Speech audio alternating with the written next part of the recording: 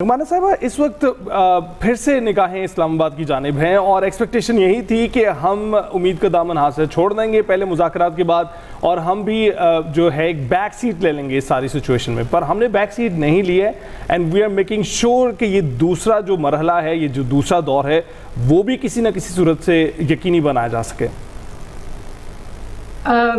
देखें, मैं तो थोड़ा सा आपकी स्टेटमेंट को करेक्ट करना चाहूँगी।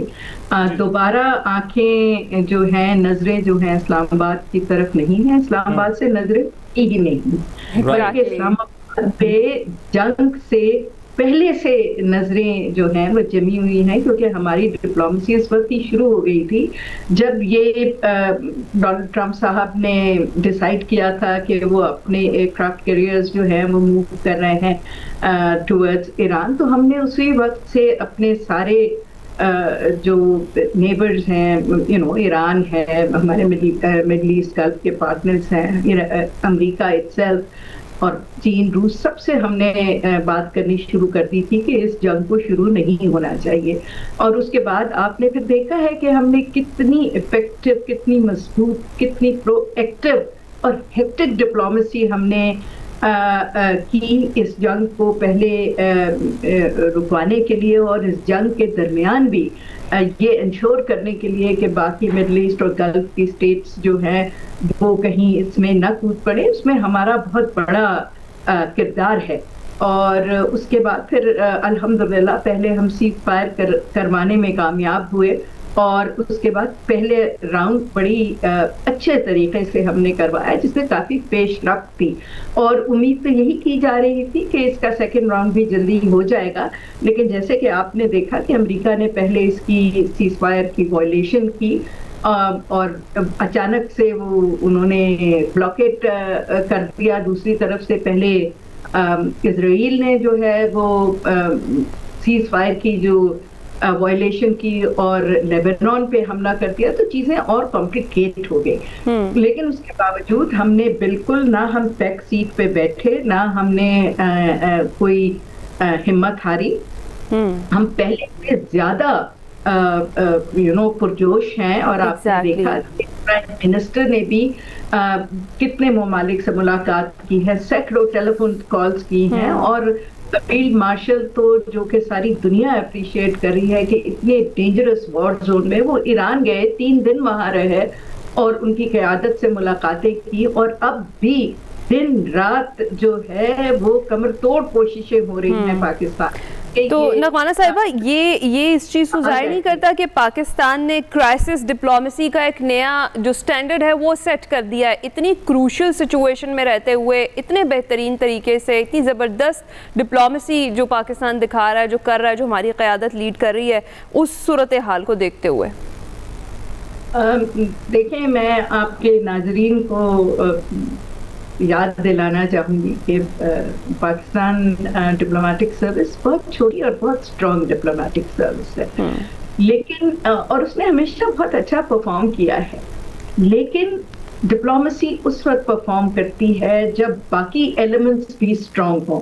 इस वक्त हमारी डिप्लोमेसी बहुत स्ट्रॉन्ग इसलिए है कि पिछले 1 साल से हमारा जो रीडेफिनेशन हो रही है, जिस तरह हम हर फील्ड में शाइन कर रहे हैं, हम पॉलिटिकल स्टेबिलिटी हमारे यहाँ है, पॉलिटिकल लीडरशिप स्ट्रॉन्ग है और मिलिटरीली तो हम बहुत स्ट्रॉन्ग हैं इस वक्त। और इंडिया को से जब अब पहलगाम के बाद का ये वही दिन है जब पिछले दिनों हम इंडिया के साथ एक बहुत बड़े कॉन्फ्लिक्ट में मुलव्वस थे। तो अब हम उसके बाद जिस तरह फतेहयाब होके निकले हैं तो हमारा पूरा इंप्रेशन एक चेंज हो गया है। हमने एक बहुत बड़ा कॉर्नर टर्न कर लिया है और हमारी जो उसके बाद आपने देखा कि हमने गजा पे कितना बड़ा स्टैंड लिया, उसने ईरान के लास्ट जब अटैक हुआ तो कितना बड़ा स्टैंड लिया और फिर हमें बोर्ड ऑफ पीस में भी शामिल किया गया। तो ये जो हमारी मिलिट्री स्ट्रेंथ है, पॉलिटिकल स्ट्रेंथ है, वो अब डिप्लोमेटिक स्ट्रेंथ में भी शो हो रही है और हम सारे यूनाइटेड होके इंक्लूडिंग इसमें आपको नहीं भूलना चाहिए कि हमारे जर्नलिस्ट और हमारे जो आम आवाम है उसका भी बहुत बड़ा हिस्सा है, बिकॉज वो भी बगैर किसी कंसिडरेशन और के या कोई और अपने एजेंडाज इस वक्त आगे नहीं ला रहे। वो सिर्फ भरपूर तरीके से पॉलिटिकल, डिप्लोमेटिक और मिलिट्री लीडरशिप के साथ खड़े हुए हैं। और जब इस तरह एक कौम होके खड़ी होती है तो डिप्लोमेसी में वो नजर आता है। बिल्कुल ऐसे ही नगमाना साहब, आप बहुत खूबसूरती से आपने इसका अहाता किया है और जिस तरीके से आपने गुफ्तगू की है उसमें भी यूनिफाइड दिखाई दे रहे हैं हम, एक ही जगह पर, एक ही प्लेटफॉर्म पर सारी कौम जो है खड़ी हुई दिखाई दे रही है। इसके साथ ये बताइएगा कि अब मुज़ाकरात में फ़रीक़ैन किस किस पोजीशन पर मौजूद हैं? हम देख रहे हैं कि इससे पहले जो मुज़ाकरात हुए थे उसका दौर हुआ था, उसमें मुतालबा रखा गया था कि लिबनान पर हमले बंद किए जाएँ ईरान की जानिब से, उसको माना गया। 10 दिन का सीज़फायर भी हमने देखा हुआ। लेकिन इस वक्त आपको क्या लगता है क्यों ये माना नहीं जा रहा? और जिस तरह से आप खारजा अमूर पर बड़ी दस्तरस रखती हैं, आप जानती हैं कि छोटे छोटे जेस्टर्स भी जो हैं बहुत मानी खेज होते हैं। ये उजलत में जेडी वेंस का यहाँ से जाना और उसके बाद अब ना आना ईरानी वफ्द का, इसको किस तरह से देखते हैं आप? देखिए, जेडी वेंस उजलत में तो नहीं गए क्योंकि ये मुज़ाकरात इस तरह नहीं होते। मुज़ाकरात में काफी पेशरफ्त हो गई थी। कोई भी हम में से ये नहीं एक्सपेक्ट कर रहा था कि वो 1-2 दिन के मुज़ाकरात के बाद कोई एग्रीमेंट साइन करके यहाँ से चले जाएंगे। ऐसे नहीं होता, ये बहुत टेक्निकल मामला है। इन पे पहले जनरल कंसेंसस आपको डेवलप करना पड़ता है, एक फ्रेमवर्क बनाना पड़ता है, उसके बाद टेक्निकल उसकी नोक पलक सीधी करनी पड़ती है। तो ये तो एक्सपेक्टेशन नहीं थी कि कोई एग्रीमेंट हो जाएगा, लेकिन ये एक्सपेक्टेशन जरूर थी कि 1-2 राउंड के बाद एग्रीमेंट हो जाएगा। और लेकिन उसमें आपने देखा जो रुकावटें हैं, वो पहली रुकावट तो एज आई सेड इजराइल ने अटैक कर दिया, और जब वो बात थमी तो बगैर किसी वजह के there was absolutely no reason कि डोनाल्ड ट्रंप साहब ने ब्लॉकेट कर दिया। ब्लॉकेट किया तो हरमुज बंद हुआ दोबारा, ठीक है ना। पहले उसको खुलवाने के लिए कह रहे थे, वो जब खोल दिया गया तो खुद बंद कर दिया। लेबनान की जब वो बम्बार्डमेंट खत्म हुई, उसे खोल दिया गया तो फिर उसको खुद ही बंद करवा दिया। तो ये कोई लॉजिक बात तो नहीं है और ये कॉन्फिडेंस बिल्डिंग की बात नहीं है। तो इस वक्त जो ईरान ने कॉन्फिडेंस लूज किया है अमेरिका के ऊपर येट अगेन, वो एरेटिक डिसीजंस हैं और एरेटिक जेस्चर्स हैं। ये इस तरह के कि जी आपने खामखे उठा के ब्लॉकेट कर दिया, जिसकी कोई जस्टिफिकेशन नहीं है, जिसको अगेन पूरी दुनिया ने रिजेक्ट किया जी।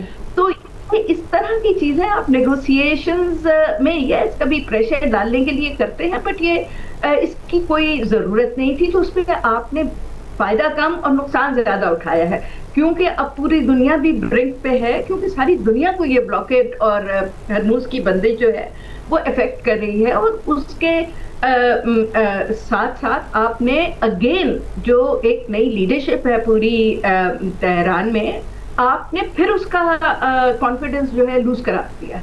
तो जब तक कॉन्फिडेंस ना हो और इस बात की कोई शर्त ना हो कि ये अगेन हम हरमुज खोल देंगे तो ये ब्लॉकेड हटा देंगे, तो let's go to the negotiation table. तो आई थिंक इसमें जो मेरी नाकिस राय में इसका फॉरवर्ड मूवमेंट के लिए कुछ हो सकता है कि अगर पाकिस्तान और बाकी ममालिक मिलके किसी तरह दोनों पार्टीज को कन्विंस कर ले कि जी ये आप कोई भी पहले ब्लिंक ना करे, बिकॉज दोनों की फेस सेविंग की बात है, रेटोरिक की बात है, तो आप ऐसा करें इकट्ठा ब्लिंक कर लें ना, कोई एक तारीख, कोई एक वक्त मुतय्यन कर लें जिसपे आप भी ब्लॉकेट खोलते हैं और हरमुज भी खुल जाए, और आप बराए मेहरबानी तशरीफ ले आए और हम बाकी मामलात पे बात करें। क्योंकि अभी ये जो पहले ब्लॉकेट खोलो फिर हम हरमुज खोलेंगे, वो कहते हैं पहले हरमुज खोलो फिर ब्लॉकेट खोलेंगे। तो अगर किसी तरह इसको हम साइमल्टेनियसली खुलवा दें तो आई थिंक काफी ज्यादा आगे मूवमेंट हो सकती है। आपने देखा आज में उन्होंने डोनाल्ड ट्रंप का बयान आ रहा था कि जी 36 से और 76 घंटे के दरमियान कोई बहुत अच्छी डील हो सकती है। तो डील के और मुज़ाकरात के तो दरवाजे बंद तो नहीं हुए।